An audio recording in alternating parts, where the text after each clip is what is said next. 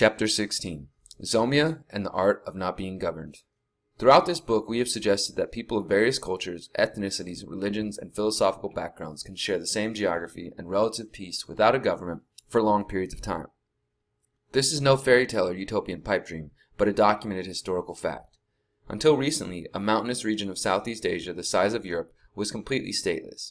In fact, the area was almost entirely inhabited by anarchists who had fled into the mountains to escape the reaches of various governments. Naturally, there was no official name or flag for this area, but it has been thoroughly studied, and in 2002, European historian Wilhelm van Schendel of the University of Amsterdam named the region Zomia. In 2009, Yale professor James C. Scott expanded on the study of the region with his book, The Art of Not Being Governed, An Anarchist History of Upland Southeast Asia. Zomia was an area of around 2.5 million square kilometers, spanning from the central highlands of Vietnam to northeastern India, covering 5 Southeast nations, including Vietnam, Cambodia, Laos, Thailand, and Burma. The area contained around 100 million minority peoples. It was not actually a state, but a collection of many peoples and regions, mainly living in the hills and mountainous regions that were largely unwanted or inaccessible to the state. Scott's argument is that these widely varied people came together to trade among each other and develop customs and practice that were inherently anti-state. As evidenced by their agriculture, politics, and spirituality, they sought to live in ways that were not congruent with statism. In the preface to The Art of Not Being Governed, Scott writes, "These people's livelihoods, social organizations, ideologies, and oral cultures can be read as strategic positionings designed to keep the state at arm's length." Rather than seeing humanity as having evolved towards the conveniences of the modern state, he argues that until recently, humans organized through self-governing kinship units that would cooperate in hunting, fighting, trading, and peacemaking. In other words, living in the absence of state structures has been the standard of the human condition. Instead, he argues, we should recognize that many people purposefully live and operate outside of the state for as long as possible. Their subsistence routines, their social organization, their physical dispersal, and many elements of their culture, far from being the archaic traits of a people left behind, are purposefully crafted both to thwart incorporations into nearby states and to minimize the likelihood that state-like concentrations of power will arise among them. State evasion and state prevention permeate their experiences and often their ideology as well. The establishment of villages allowed the state to encourage the peasantry to remain sedentary, and thus able to be taxed and brought into the fold of state control and influence.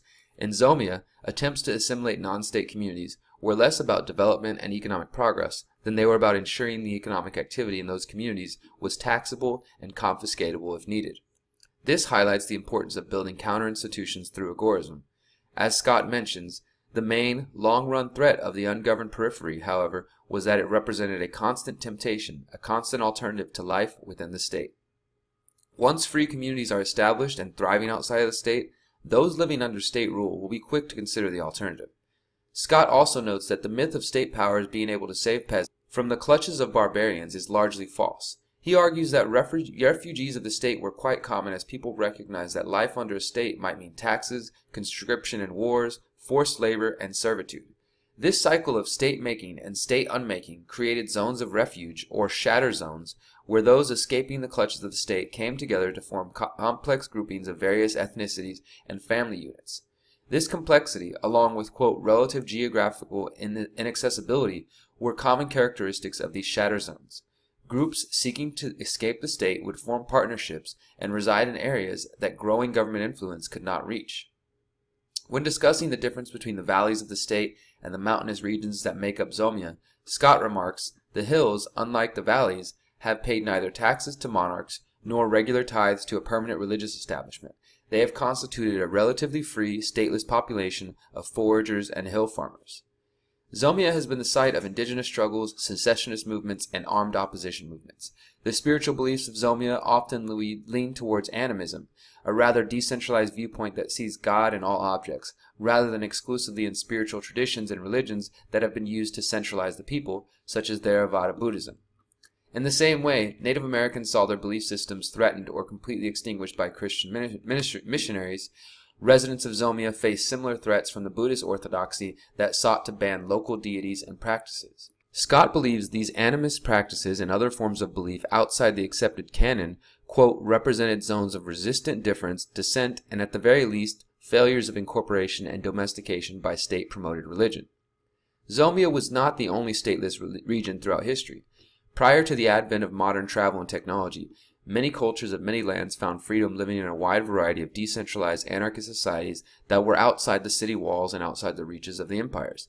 It has been written in the history books that these people were savages and primitives who had no knowledge or contact with the so-called civilized world. However, in the case of Zomia and other breakaway cultures, we see that societies were well aware of the empire and wanted nothing to do with them. The struggles of American Indians best exemplify this concept. Far from the fairy tale Thanksgiving, the history of the relations between the United States government and the indigenous people of North America has been filled with violence and war.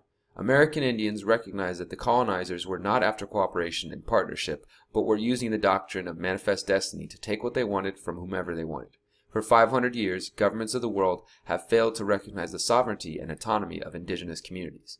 George E. Tinker, professor of American Indian cultures and religious traditions at Iliff School of Theology and a member of the Osage Nation, believes it is this failure that has caused so much harm to indigenous peoples who do not wish to assimilate. In his book, Spirit and Resistance, Political Theology and American Indian Liberation, Tinker writes, namely, the political and economic bias in the international discourse is to recognize only states as the fundamental actors in the international political discourse. As such, the natural national identities that make up indigenous peoples' communities are seen today as merely ethnic minorities within state structures, who may have individual rights, but do not have any distinct set of community or cultural right as an independent people. Tinker believes the growing state could not accept Indians living amongst themselves. It needed them to join the coming status quo. The colonizers had a burning desire to civilize the natives. Quote, the result was the consistent imposition of European cultural values, norms, societal structures, and technologies on people who had lived remarkably well with their own values, norms, structures, and technologies for some thousands of years. This trend continues today in the form of sustainable development projects that only further colonize and damage indigenous communities. Whether we are speaking of those indigenous to the North American landmass or Zomia, there is a consistent history of oppression by state and refusal to accept the autonomy of these groups. For further reading on indigenous communities that operated in an essentially stateless fashion, read Pierre Clastras's Society Against the State. However, indigenous communities are not the only populations oppressed by the state. Despite the seeming normalcy and convenience of living under the control of a state, there is a much freer world waiting outside the imagined boundaries of state institutions. Learning that freedom truly begins within is a huge lesson we hope to impart. We believe that once we work to know ourselves more deeply and begin the process of healing on an individual level, the ideas of living in cooperative, autonomous, panarchist communities built around the ideas of mutual aid, non-aggression, voluntarism, and mindfulness will become much more appealing. In fact, as these ideas grow, they seem so obvious that it makes us wonder, what has taken humanity so long? As usual, all things happen in the time and space they are supposed to. We see much hope in the growing interest in freedom, anarchy, self-reflection, and cooperation.